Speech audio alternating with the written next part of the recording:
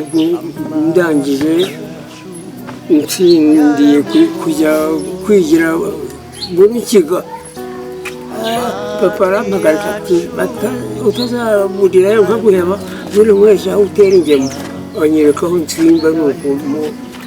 buhinzi kuko yabereye umubyeyi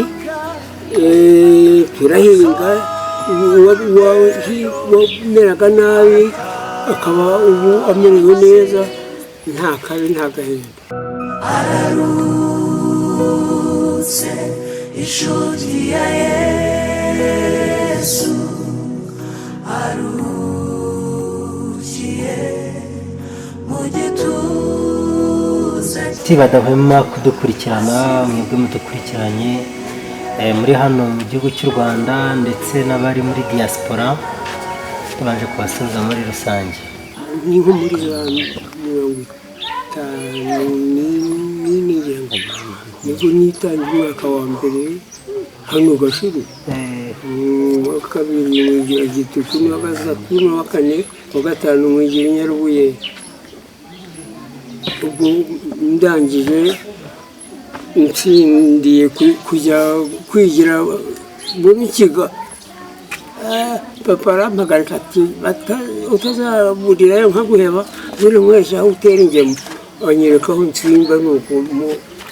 buhinzi uhita wigira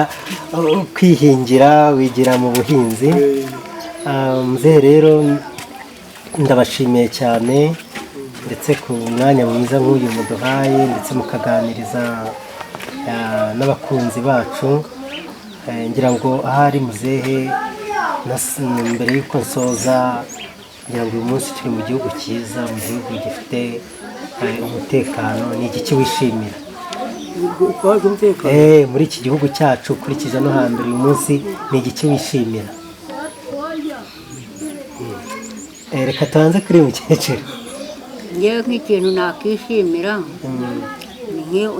ni iki gihe pe iki gihe dufite umutekano usesuye ariko abantu ba kera uko bari bariho bagendaga ubona nta bwenge bwuzuye nta gushyira ikintu muri gahunda ariko muri iki gihe ibintu bimeze neza rwose biratunganye dufite umutekano usesuye muzehe we ntakine kuko ari kunga Kagame hagiremo nibwo twagize ibi byose twashushe n'ababitera umugongo kuko yabereye umubyeyi turahinga wameraga nabi